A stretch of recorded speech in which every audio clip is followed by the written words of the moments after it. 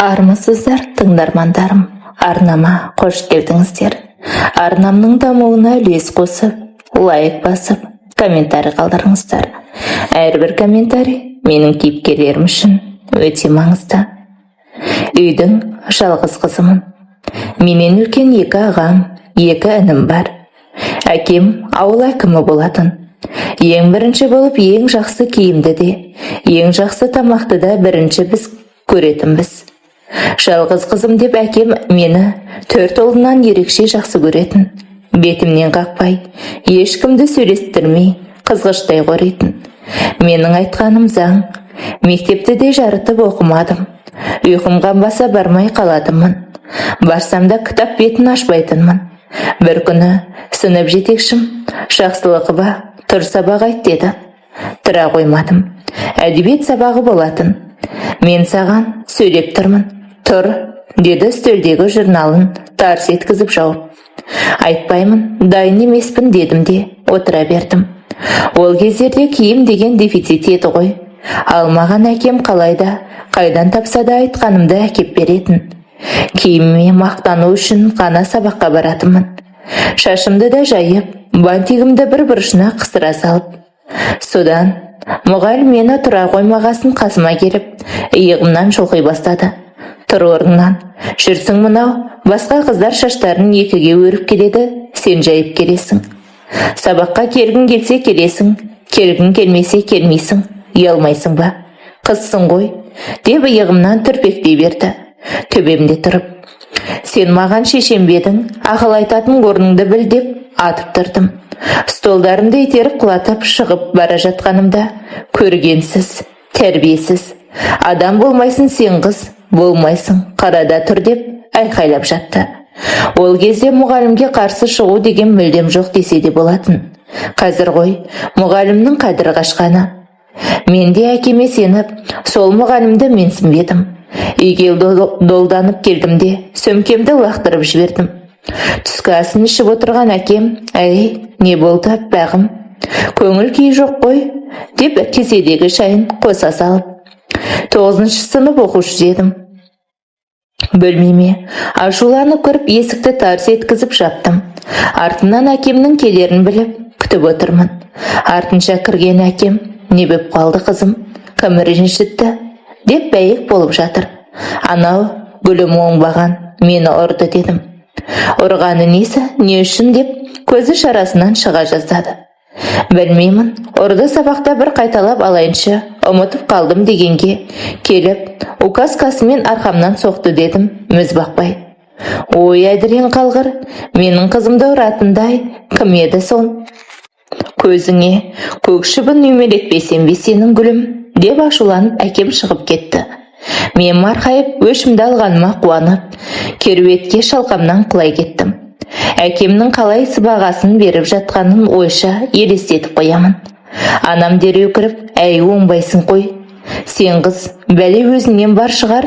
Барғың келсе барасың, қайтқың келсе қайтасың. Сабақ оқып, кітап бетін ашпайсың деп, жұдырығымен басып қояды арқамнан. Ой бұл, әкең бірдемені білдірмесе болар еді. Әй, оңбайсың ғой, оңбайсың деп, екі қолын тізесіне қойып, анда-санда шапаттап қояды. Қолын бетіне апарып, бетін шымшып қоятыны тағы да бар. Ой, қойыңызшы деп шығып кеттім. Ашуланып шыққан әкем бірден директорға кіріп, мұғалімнің сазайын беруін бұйырыпты. Әкемнің маған ғана мейірімділігі бардай көрінетін. Түрінің сұстылығынан көп адам жасқанушы еді. Сол күннен бастап директорымыз Гүлім апайдың соңына түсті. Ескертпестен сабақ үстіне кіріп келіп, сабаққа қатысатынды, қағаздарын тексеріп, дұрыс еместігін айтатынды, жүйесін алатынын көзімен көріп, құлағыммен естіп жүрмін. Оған мен марқайып мақтанбасам, жасқанып, ұяла қоймадым. 1-2 айдан соң Гүлім апай өз еркімен арыз жазып, жұмыстан шығып кетті. Түрпектен қашқанын бәріміз білдік, жеңіс менікі. Алайда ол кісінің күйеуі бір апта жұмыс істесе, 1 ай көшеде аунап жатып жетін. 3 баласы бар еді. Жұмыссыз қалғанына анам мені және әкемді кінәлап, біреудің сорын қайнаттыңдар-ау, шеттей балаларын қалай асырайды енді. Байының сыйқы анау, ай қайдам. Мұның да көз жасы мен өтемі болары анық қой деп терең күрсінді. Менің қызымды ұратын адам әлі туылған жоқ.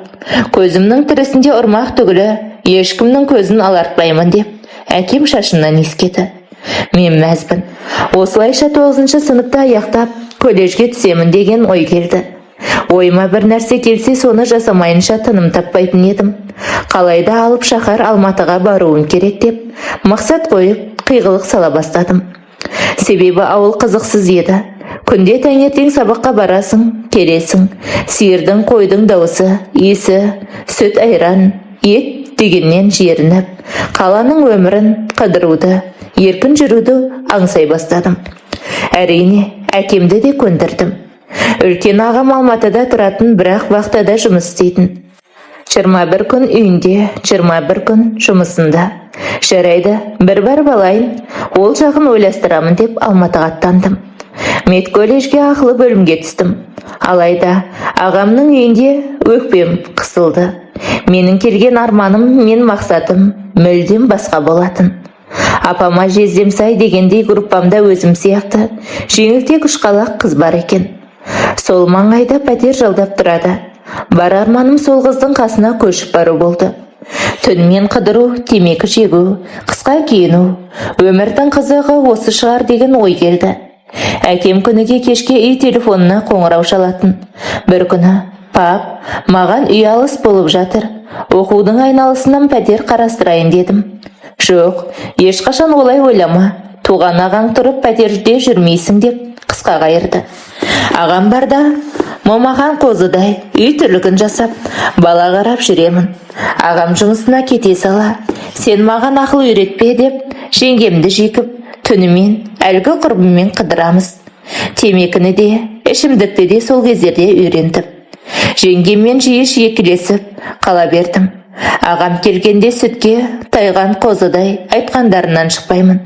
Жеңгем мені басында ақылын айтып, сабырға шақырғанмен, кейін білгеніңді істе деп, қолын бір сілтеп, маған бетіме де қарамайтын болды. Маған да керегі осы. Ағама жеңгем менің үйде жүргенімді жақтырмайтын сияқты, мақалай деп ұрыстың ұшын бір бастап қойдым. Ағамның үйінен қалайда кетуім керек дедім. Жеңгеммен ала көз болуым да сол үшін. Ағама жеңгем мені жақтырмайтын сияқты дедім. Сол түні екеуі бөлмелерінде қатты ұрысты. Ұрыстың себебі мен әрине. Естіп жатырмын. Сен неге менің жалғыз қарындасымды жақтырмайсың? Үйде жүргені саған салмақ салып жатырма? Не қабағың бір ашылмайды деп ағам шықты. Этаждағы үйлердің дауысы басқа бөлмеде отырса да, дәл қасындағыдай естіледі екен. Кім жақтырмай жатыр? Жүр ғой деп қысқа қайырды. Бәрекелді, ұрыс әрі ушықса ғой деп тілеп жатырмын. Жоқ, қабағың үнемі қатулы. Өлсең өліп кет, жалғыз қарындасым жүреді осы үйде, оқуын бітіргенше дейді. Жүре берсін, мен бірдеңе дедім бе саған дейді жеңгем. Ойпыр-ай, неткен сабырлы адам. Сөйлесе бірдеңе деп, мені жаманда демін іште. Енді тағы да сол қызға қабақ шытқаныңды көрмейтін болайын деді де нүкте қойылды. Ой деп ұйқыға кеттім.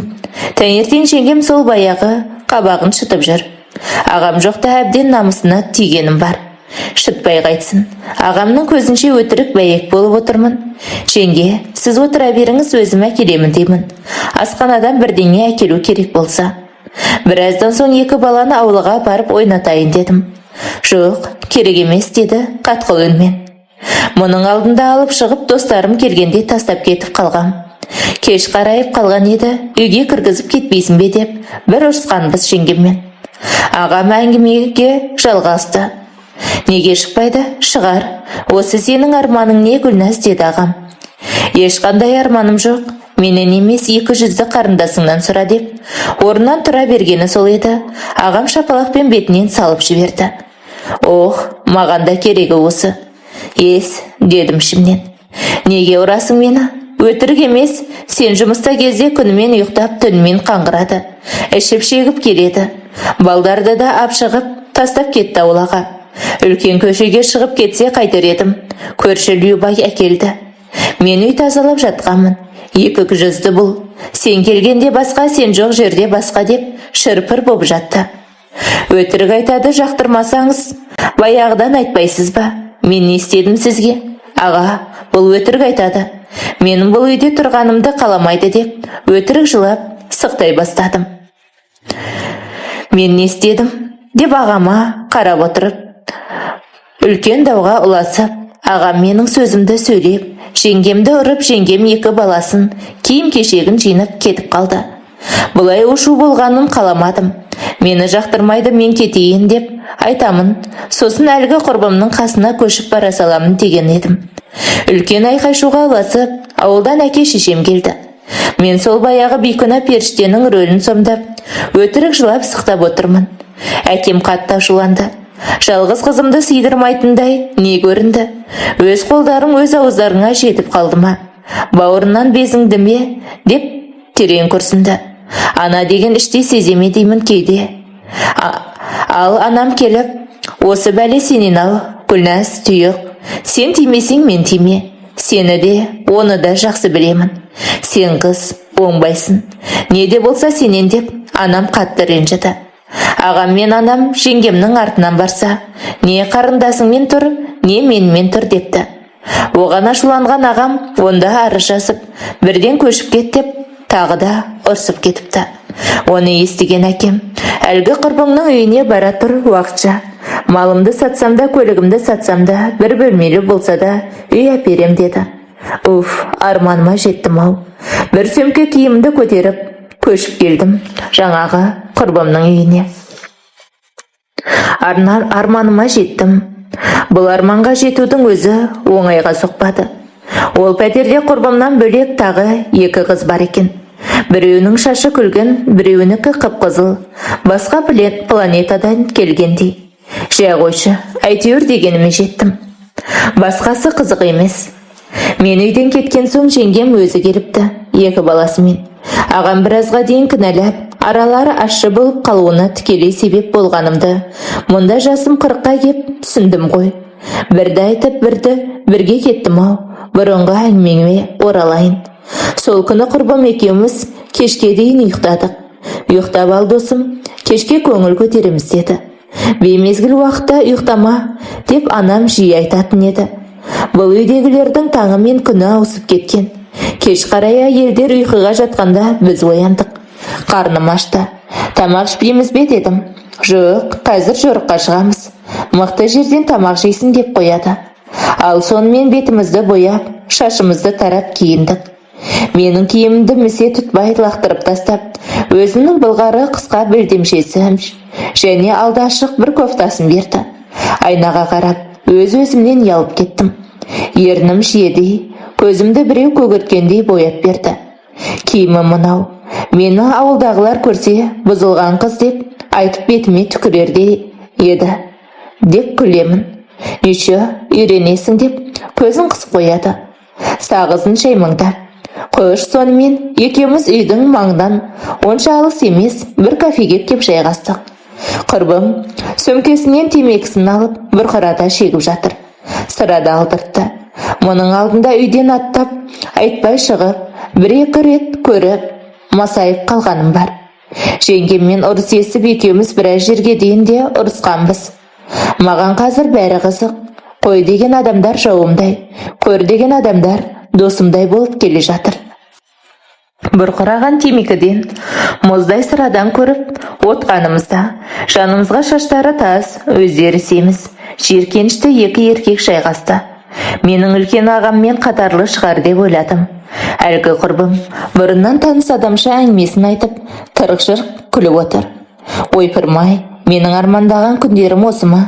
Жиіркеніштісін-ай, мыналар кім? Деп ойлап болғанымша, тұр кеттік дейді әлгі еркектің қолынан қапсыра ұстаған құрбым. Қайда десем, қонақ үйге деп қарап тұр. Денің саума, қайдағы қонақ үй деп шығып бара жатсам артынан келіп, көбірек ақша төлейді бұлар деп бетіме қарап тұр. Денің саума өзіңнің, маған ақша керек емес деп үйге қайтып кеттім. Ой, сенде өзің білші деп қалды әлгі 2 тазбен. Жақын маңда болғасын тезірек үйге жетіп қалдым. Үйге келсем, бұл жақта да жын ойнақ болып жатыр. Топырлаған еркектер, үйдің іші көк түтін, арақтың иісі. Ой алла, енді қайттым. Ағамның үйіне бара алмаймын. Өзі аядай бір бөлмеде күлгінді қызыл шашты екі қыз, 4 еркекпен әмпей-жәмпей. Енді қайда барам? Түн уақытысында деп ойланып есіктен аузында тұрып қалдым. Әлгі еркектер, кел, қосыл арамызға, не тұрыс деп тизе бастады. Тіпті біреуі келіп белімнен шымшып алды. Ары тұр, миымды ашытпай деп, төсегімді алыс, ас үйге барып жаттым.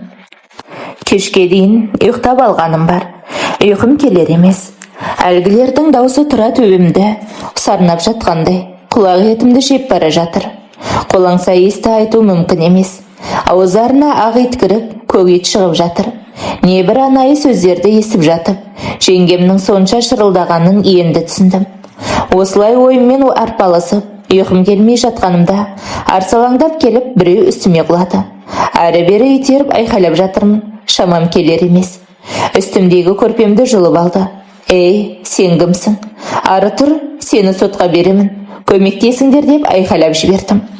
Әлгі түріде өзі де бейтаныс жігіт менің үстімдегі барлық киімді күшпен шешті. Қарсыласып жатырман, еркектің күші осынша көп болар ма? Қара терге түсіп жанталассам да қарсыласа алмадым. Өзінің лас ойын іске асырды да тұрып кетті. Төсегімнің бәрі қанғылжоса. Енді қайттым. Енді не істеймін? Сонша шыңғырдым, айқайладым. Неге ешкім көмекке келмеді? Көршілер ше? Деген оймен қоса сауап, өзіңе де сол керек деп, жылап, орнынан әзер сүйретіле тұрып, залға барсам, әлгі қызылды күлгін шаштарымда да бір-бір еркектің құшағында жатыр екен. Бетімдегі бояуым көздің жасымен қап-қара болып отырмын.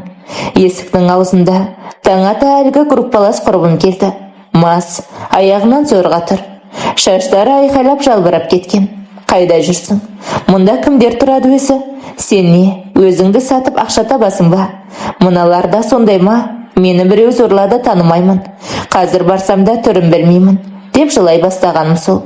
Айттым саған, жаңа ана жаққа бара салуың керек еді деді, деп бір кекіріп, ол да барып төсекке құлай кетті. Әлгі бөлмеде арақтың бөтелкелері, темекінің тоқылдары, жеген-ішкендері жиналмай, әрқайсы әр жерде аунап жатыр. Жүзекшелер үйі деген осы болады екен ғой. Мен осы үйге асықтым ба деп қатты өкіріп жыладым. Көршілердің бұлардан хабардар екен. Неше рет у-шудан милиция шақырса да олармен де келісіп қойған ба белгісіз. Ақша беремей қайдам, тиіспейді бұларға дегенін көрші әжейден естідім. Енді қалайда әкеме үйді тезірек алдыру керекпін. Ағамның үйіне бара алмаймын. Мына масқараны кімге айтамын? Бәріне кінәлі өзіммін. Әкеме қалай айтамын? Осы үйге асқан өзім, анам ше. Ол бар бәле өзіңнен деп жеңгемнің сөзін сөйлеген. Мұны естісе де өзің жырпылдап, бір жерін қышып барды деп айтудан тайынбайды. Әрқашан шындықты жақтайтын анам менің өзімді кінәлайтыныма күмәнім жоқ.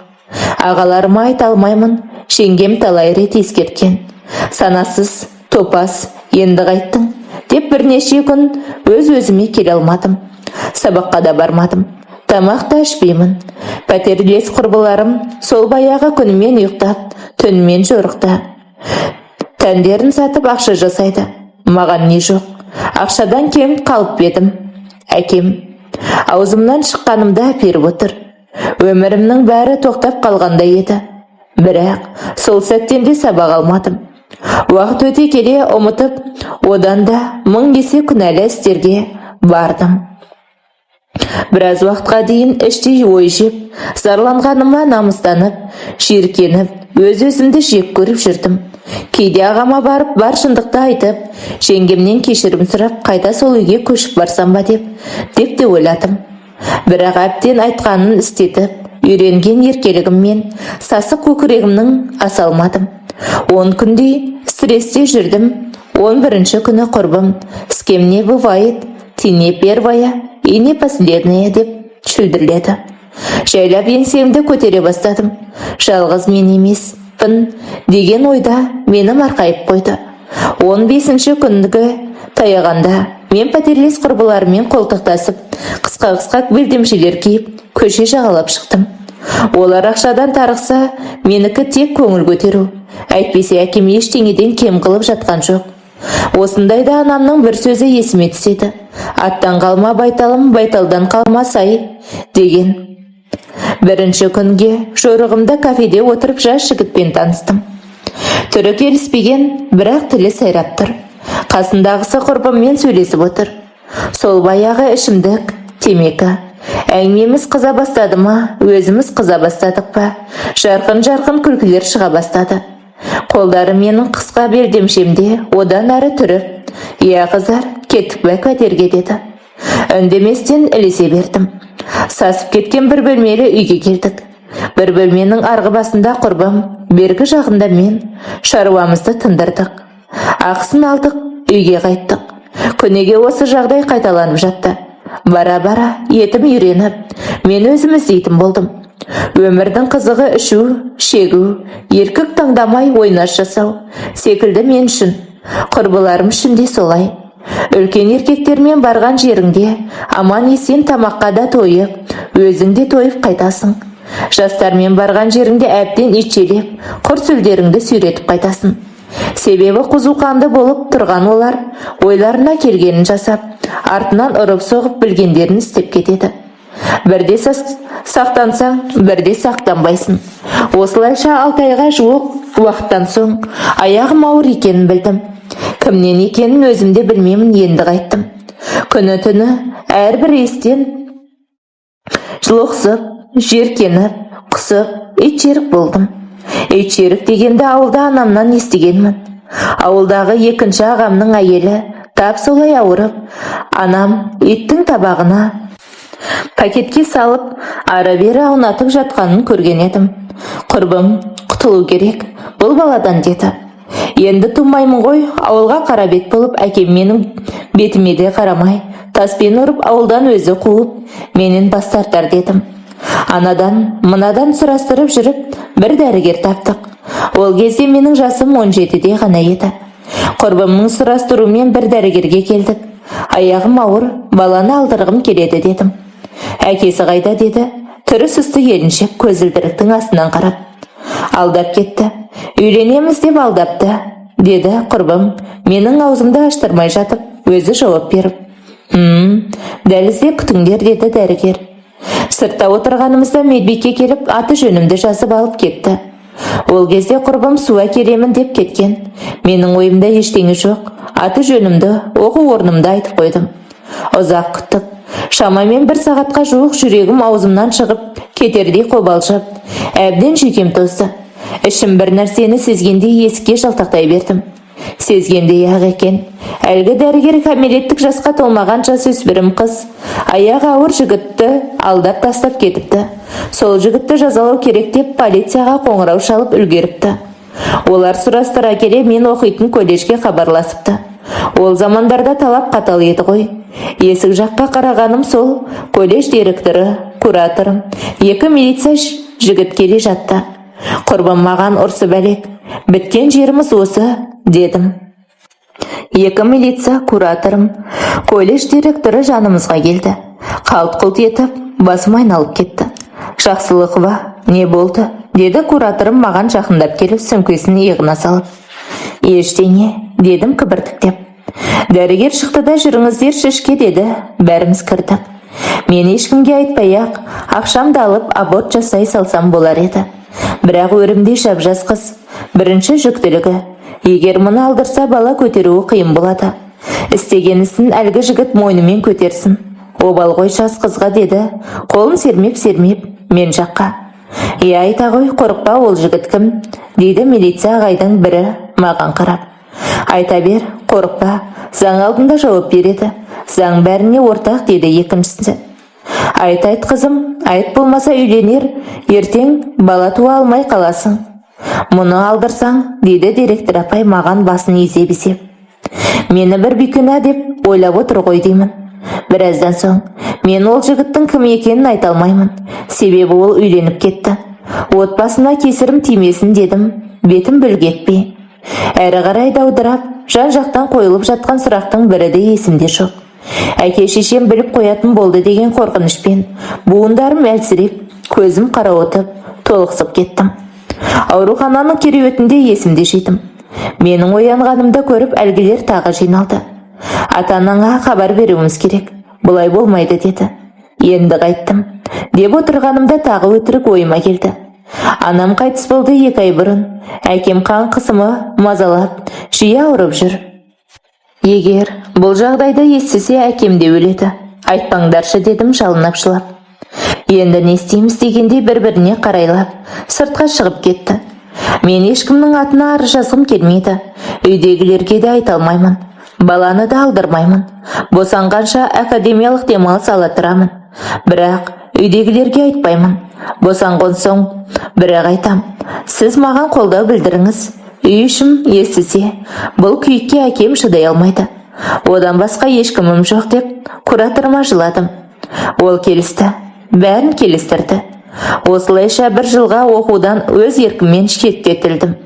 Алайда үйдегілерге оқып жатырмын, оқудың ақшасын сал, жолыма, пәтеріме, тамағыма ақша сал, сессияға ақша сал деп ақша алып отырдым.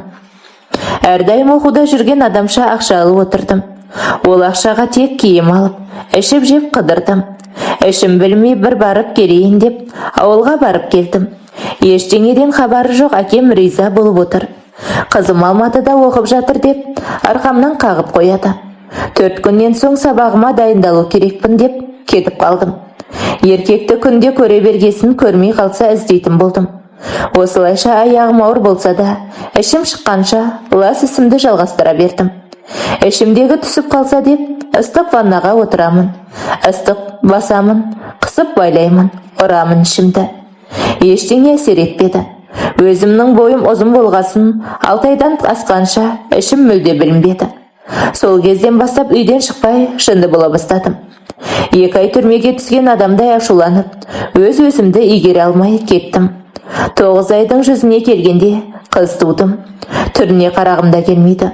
Құрбақа сияқты ғой мынау, керек емес деп аурухананы басыма көтеріп айқайлап жыладым. Әлгі дәрігер, керек болмаса атқа жазып бер. Мұнда бірнеше жылдан бері бала сүйе алмай жүрген танысым бар деді. Сол күні-ақ бар қағазына қол қойып, қызымның түріне де қарамастан әлгілерге беріп жібердім. Жасы 40-тардан асқан ерлі зайыптылар келді. Нәрестені көріп жылап, бір-бірін құшақтап, ерекше мейіріммен алып кетті. Ал мен бір пакетімді алып үйге қайттым. Өзімнің де мейірімім болмағасын ба, сүтім сол мезетте ақ тартылып кетті де, еш қиналмадым. Қыз тудым екен-ау дегенде ой болмады. Ең бастысы, ешбір кедергісіз құтылғаныма қуандым. Ол жақсы отбасына барды. Асырап алған отбасының отағасы лауазымды қызметте істейді екен. Әйелінде өз бизнесі бар. Алайда бір кем дүние деген осындайларға айтылған ба дерсің. Перзенті бола алмапты. Атын Несібелі деп қоямыз дегенді құлағым шалып қалған. Жә, қош, сонымен үйге келдім. Неше күннен бері ұйқым қанбады. Бір күн орнынан тұрмай ұйықтадым. Құрбым, негізі қыздан құтылғаның дұрыс болды. Ол да жүк болар еді саған. Сол адамдардың табыла кеткенін қарасайшы деп тырқ-тырқ күледі. Айтпа деймін, іздегенге сұраған деп мен де мәзбін. Осылай үйде 25-30 күндей жаттым. Толықтай тазаруым үшін ғана әйелдер қауымы түсінеді. Сол уақыт аралығында да біраз ашушаңдыққа бой балдырдым. Еркек іздеп тұратын нағыз төсек құмар болғандаймын. Міне, біраз уақыт араға салып, тағы да көшеге жорыққа шықтым. Енді кафелерден қайран болмай қалғандай құрбым. Саидна деген көше бар. Сол жаққа барайық деді. Бардық. Бізден де өзге қыздардан қарасы өте көп. Жасы бар, егдесі бар. Бізді бақталас санағандай жаман көздермен аларып қарап қояды. Тура бір ауылдағы мал базардан мал таңдағандай көлікпен жүйткіп келіп, маңайымызға тоқтап, сен деп таңдап алады. Таңдауының саған түскенін абырой санап, әлгі қыздардың алдынан шашыңды артқа бір тастап, керіліп, созылып барып, көлікке жайғасасың. Ол жерді орысшалап айтқанда крышевать ететін милициялар бар. Оларға тапқан ақшаңның бір бөлігін беріп отырасың. Сонда сені ол жерден ешкім қумайды. Бір күні тез болсаңшы, неге былжырап кеттің деп құрбым екеуміз асығып шықтық. Сол күні аяғым тартпай меңзең күй кешіп зорға бардым. Көп ұйықтағаннан ба басым ауырып тұр дедім. Анамның кеш қарай ұйықтама дейтіні бар еді. Содан болар ауырып тұрғаным дедім. Қас қарайып қалған, тіпті түнеріп қалған. Қасымызға жүйткіп келіп, соңғы маркалы әдемі көлік тоқтады. Терезесін ашып, сағызын шаймаңдап ұзақ қарады. Ондайда кейде қыздар өзі жүгіріп барады. Мен жүгіре қоймадым. Жүрегім алқынып тұр еді, көздері бізге түсіпті. Ең жасы біз болып тұрғаннан шығар. Сүйретіліп барып, көлікке отырдым. Қала шетіндегі үлкен үйге әкелді. Әдетте мұндай жерге үлкен отырыстарда әкеледі. 4-5 жігітке бірден қызмет етесің. Ауырып тұрғанымда бұл болмады-ау деп ойладым. Аяғымның тартпағаны осы екен. Ішке енсем, екінші ағамның кластасы. Менің де ағамдай болып кеткен ауылдас аға отыр екен. Не істерімді білмей абдырап қалдым. Тіпті көзімнен ытқып ыстық жас шықты. Ол да маған таңданып, таңғалған күйінде ұзақ қарады. Енді не болар екен дегенде есіктің алдында ұзақ тұрып қалдым. Кірсеңші деп арқамнан біреу бір соқты. Шығып кетейін десем тағы болмайды. Кірейін десем тағы болмайды. Не істерімді білмей абдырап қалдым. Қалайсың? Деді алдында тұрған пиваны ішіп отырып ағамның досы. Үндемедім. Ыстық жасым тырс-тырс тамып тұрмын. Кел отыр жайғас деді темекінің қорабын бар күшімен мышып. Шайлап жанына жайғастым. Қасындағы отырғандарға көзімен есік жақты нұсқады. Бәрі тұрып кетті. Бәрі деймін-ау, жаңағы бірге келген құрбым, тағы да 4 жігіт. Маған тесіле ұзақ қарады. Көзінің қарасы менің жүрегімді тесіп өтті. Жарқын, білеме бұл жүрсіңді? Тағы да үндемедім. Білмейтін болар, болса, жер басып жүрмеседің деді темекісін тұтатып. Иә, не басыңа күн туды? Тағы үндемедім. Айт, не басыңа күн туды? Тәніңді саудалайтын деп үстелдің бір қойғанда селк ете қалдым. Сені көріп, мен жерге кіріп кете жаздадым. Білесің бе, не мынау жүрсің? Не жетпейді саған? Неден кеместің? Айт деді, шынтағымнан қатты қысып ұстап. Сәл масайып қалғандай шылай бердім. Істеп жүрген ісіме сол сәтте ғана өкініппін. Мен сені туған қарындасымдай жақсы көрдім. Жарқынды қатты сыйлаймын. Деген ол темекінің тұқылын езіп өшірді де мені сүйреп далаға шығарды. Құры, кет көзіме көрінбей. Ұятсыз, шошқадан не айырмашылығың қалды? Артық сөз айтқым келмесе де ағаңды сыйлап тұрмын деп сүйрелеп дарбазадан шығарып, есікті жаба бергені сол. Қасындағы жігіттер жетіп келді. Брат, ты чё? Деді біреу. Пошел наху, деді. Ол кетіп бара жатып. Дарбазаны қатты соғып ашуын өтіндім. Ашпады. Ағатай, аға, үйдегілерге айтпашы, жалынамын айтпашы деп, дарбаза алдында сұлық түсіп шылай бастадым. Құрбым қалды. Жаялатып түн ортасы болса да көше бойынан шығып, таксимен үйге қайттым. Тірі өліктей аяғымда санап басып, жоғарғы қабатқа әзер көтерілдім де төсегіме құлай кеттім. Тоқтаусыз жылап жатырмын. Бір ай үйден шықпай жаттым. Тым-тырыс. Әкем анда-санда қоңырау соғып жағдайымды сұрап тұрады. Басқа ештеңе айтпайды. Демек, айтпаған. Көңілім орнына түскендей болып, қайта жұмысыма кірістім. Өкінгенім есімнен де шығып кетті. 1-2 аптадан соң інімнің өз-өзіне қол жұмсамақ болғанын естідім.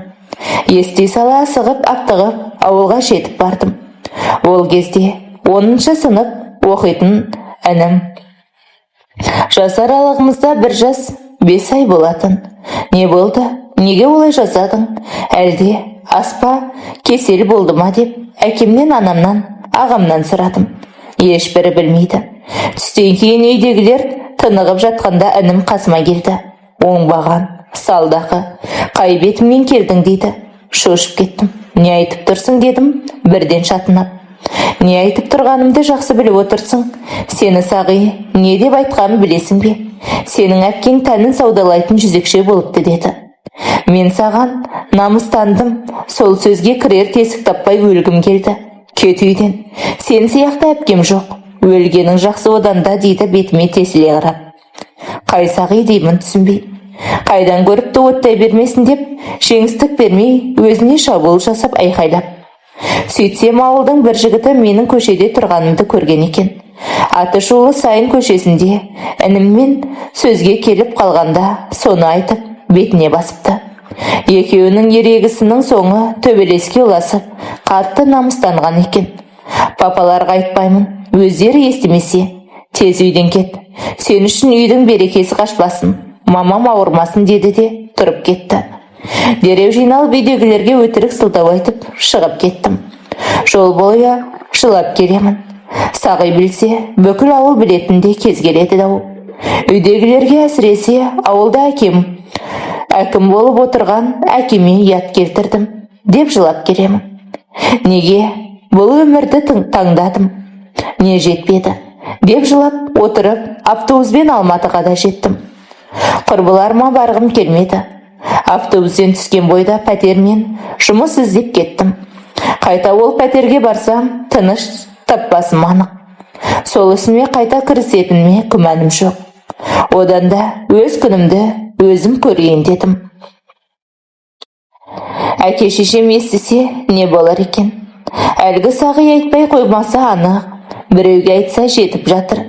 Ол біреуге, ол тағы біреуге. Не істеймін деп аялдаманың отырғышына отыра кеттім. Автовокзал болғасын адамның қарасы көп. Біраз қанаға кіріп тамақ ішіп алайыншы деп, жақын маңындағы кірдім. Орын жоқ екен. Бір апайдың қасына жайғастым, әңгімешіл екен өзі. Жеке дүкенім бар деп, әңгімесін бастап кетті. Сен қайдансың, қайда оқисың деп жатыр. Өтірікті соғып жатырмын, бәрін айтта, бірін айт. Сол апайдың қасына жұмысшы керек екен. Ол кезде киім деген қазіргідей бепіл емес қой. Қуанып кеттім. Сол маңнан пәтерде табыла кетті. Ол жақтың қыздары тәртіпті тіке сабағына барып келіп, кешке бір кітапты оқып отыратын тәрбиелі үш қыз. Міне, осылайша мен жақсы жаққа өзгере бастадым. Өзгеркін келсе, ортаңды өзгертсең жетіп жатыр екен. Бірақ ойымдағы бір сұрақ, мен туралы ауылдағылар білмесе екен деген маза бермеді. Әлгі басшы апайыма да жаға бастадым. Кешке шаршап келіп құлаймын. Үйдегілерден мүлдем ақша сұрамайтын болдым. Бір күні бастығым сенің өзі жігітің бар ма деді. Жоқ деп қысқа қайырдым. Неге? Әбәдемі жазсың? Деп қоймады. Білмеймін, маған қызық емес деп қысқа қайырдым. Давай, мен сені ініммен таныстырайын, Шымкентте тұрады деді. 2 күннен соң інісі жұмысқа келді. Сұңғақ бойлы, қасы көзі қиылған, сұп-сұлу. Күлген кезде екі бетіндегі ямышкасы көрініп, одан бетер сұлуланып кетеді. Нәзік қолдарын созып, Нүркен деді. Әдемі жігіт. Сызылып, ұялып қалдым. Екеумізді оңаша жіберді, танысып білістік. 3-4 рет үйге шақырып салды. Бір аптадан соң маған ескертусіз алып қашты. Үйіндегілерге таныстырамын, бүгін ағамның тойы деп, Шымкентке бірге шыққанбыз. Ешбір ағасының емес, осы жігіт келін әкеледі деп күтіп отыр екен. Менің бар ойым қыз емес екенімде. Ол заманда оған қатты мән беретін. Жанталасып қарсыласып жатырмын, бірақ жігітті мен де ұнатамын. Жігіттің өзімен сөйлескім келеді, оңаша дедім. Жігітім келді. Менің саған айтпаған бір сырым бар дедім. Айта бер жаным. Мен сені қатты ұнатып қалдым. Бақытты боламыз, тек кетем демеші дейді жалынышты үнмен. Неткен аңғал, жүрегің таза еді. Мені біреулер сорлаған. Осындай деп, алғаш пәтерге көшіп барған кездегін айттым. Арғысын айтуға батылым жетпеді. Себебі мен оны сүйіп қалған едім. Айырылып қалғым келмеді. Біраз үнсіз отырды, менен бас тартатын болар деп те қорықтым.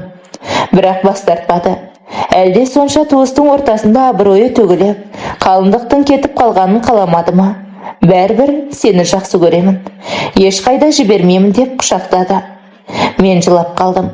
Кешірім жіберіліп, қуғыншы келіп, беташар өтті. Түнде 2 жеңгесі ақ жайма жайып берді. Енді не болар екен деп қатты састым. Күйеуім алақанын пышақпен тіліп, шаймаға жақты. Мені шын сүйіпті, бейшара. Мен соған лайық емеспін деп іштей намысым келді. Бізде бәрі жақсы болды. Той 2 айдан соң жасалды. Анасы науқастанып жатқанына байланысты той күні бұрын әскерде бірге болған досы келді. Жақсы танимын бұл жігітті, бұрын қызмет қылғанмын.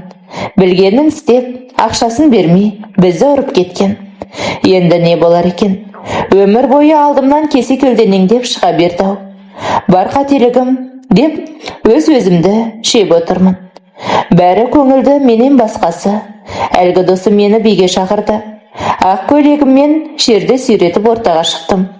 «Ну ты хитрица» дейді қулығымның түбіне. Мас болып қалған. Бірдеңені айтып қояма деп қылпылықтап бара жатырмын. Қалай дейді айқайлап, музыкамені қоса жаңғырып. «Жақсы» дедім жанарымды тайдырып. «Сенің жағдайыңды сұрап тұрған жоқпын, менің досымды қалай айналдырып алдың, сушка?» деді тағы құлағымның түбіне келіп. Бұрылып кетіп қалдым. Той тарқасты, күйеуім жолдастарымен бір жаққа кетті. Мен қонақтарға қызмет қылып жүрмін. Ол заманда тойдың бәрі палатка құрылып үйде өтетін. Таңғы сағат 7-ден аса келген күйеуім әй-шәй жоқ шашымнан сүйрелеп ұра бастады. Бәрі араша түсіп әлек. Ештеңе айтпастан тепкілей берді. Есімнен танып қалыппын. Есімді ауруханада жидым, бас жағымда енем көкпеңбек болып көгеріп отыр. Бәрі хабардар болыпты ғой деп ойладым. Ол да менде тіл қатпадық. Бет аузымның іскенінен көзім ашылмай тұр. Қимылдасам барлық денем ауырып жатыр. Аузымда ісіп кетіпті. Жастықта жатқан басыма бірдеңелер батып, соқылдап барады. Аямай тепкілеп жатқанын, жан-жақтан араша қылып екеумізді ұстап жатқанын білемін. Арғысы есімде жоқ. 2 милиция келіп арыз жазасыз ба деді.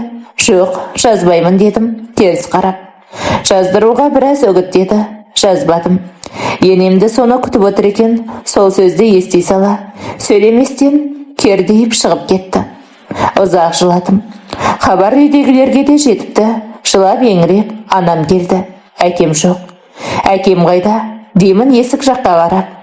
Ауырып қалды, қан қысымы көтеріліп кетті. Аман қалғанына шүкір. Неден тарықтың қызым?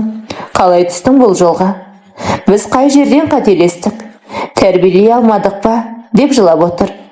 Енем сүйінші сұрағандай үй телефонына қоңырау шалып, бәрін айтып беріпті. Тұтқаны әкем алған екен, бірден сол жерде құлаған. Ол да аудандық ауруханада жатыр деді. Ауруханада 10 күннен аса жатып шықтым. Ауылға кетем деген анама баратын бетім жоқ дедім. Сіз қайта беріңіз, әкеме күтім керек. Мен өз күнімді өзім көре аламын деп қалдым. Анам азын аулақ жиған тергенін тастап кетті, ешкімге айтпай-ақ қой деді. Қояды. Соған қарағанда үйдегілер менен бас тартқаны анық. Мұнан асқан қасірет бар ма? Сүйретіліп жүріп, қыздармен жалдап тұратын жалдамалы пәтер таптым. Бір апта сенделіп жүріп, асханаға ыдыс жуушы болып, жұмысқа орналастым. Күніне беретін тиын тебенін талғажау етіп жинап, пәтерге төлеймін. Түскі асым тегін, кешкі аш жатсам да, ештеңе етпейді деймін. Қолда бар алтынның қадірі жоқ деген осы болар. Түскен оқуымды, бәйек болып отырған аға жеңгемнің жылы үйін, әкемнің апта сайын салып тұрған ақшасын, жан-жақтан жалғыз қыз деп еркелеткенде көтере алмай мастанып кеттім.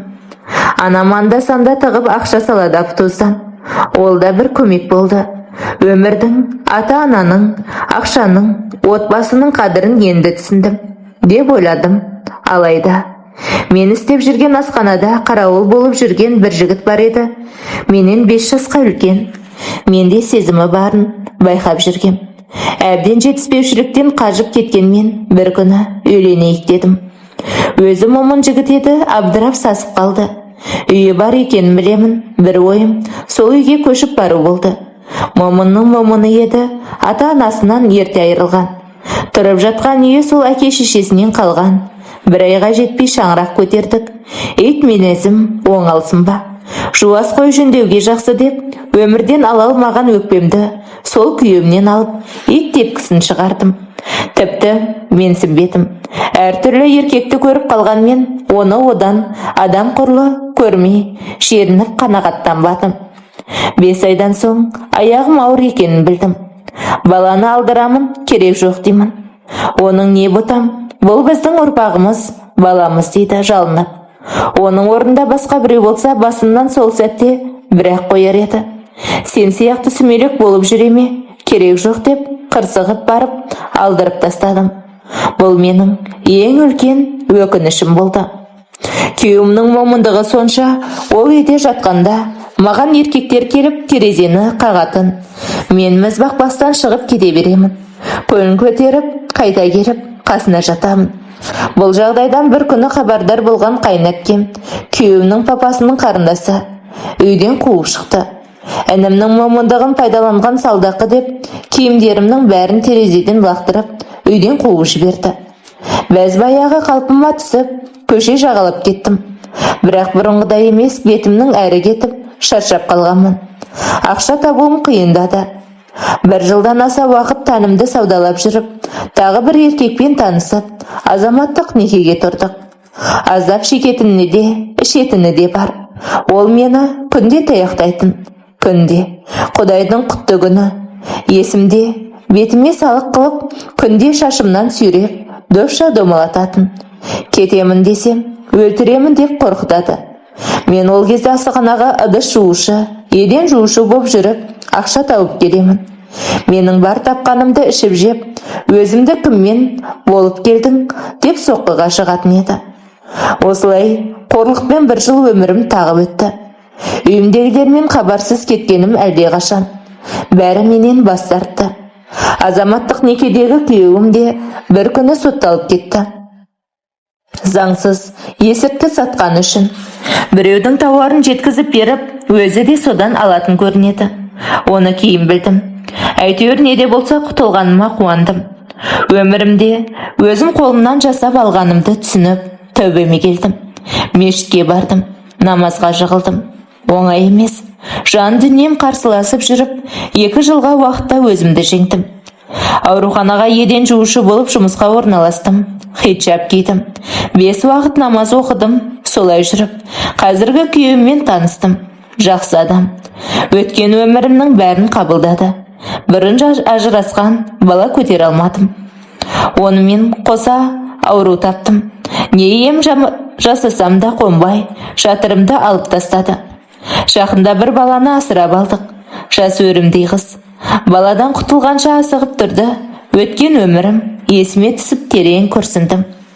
Күйеуім мені тастап кетер ме екен деген қорқыныш санамды билеп алған. Тек соның айтқанын жасап бәйек болып жүремін. Баламды да қатты жақсы көремін. Өз қаным, өз ішімнен шықпаса да қатты жақсы көремін. Қазір 5 уақыт намазымды оқып, кешірім сұрап, жалбарынамын. Қызымды іздемедім. 20-дан асқан бой жеткен қыз болған шығар. Іздегім келеді. Бірақ өзімді кінәлаймын. Іздегенде жүрегімді ауыртып қайтемін. Бақытты өмірін бұзбайын деймін. Әкем сол қан қысымынан паралич, сол ауруы болып қалды. Бәрі мені кешірді, тұрмысқа шығып, бала асырап алған соң ғана кешірді. Өткенге деген өкінішім өзегімді өртесе де, шынтағымды тістей алмаспын. Қара көз сіңілілерім бір сәттік ләззат үшін бүкіл өмірлеріне қорғылмаса екен. Орталарың жақсы болса, өздеріңде жақсы боларсыңдар. Дос таңдаудан шыдаспаңдар.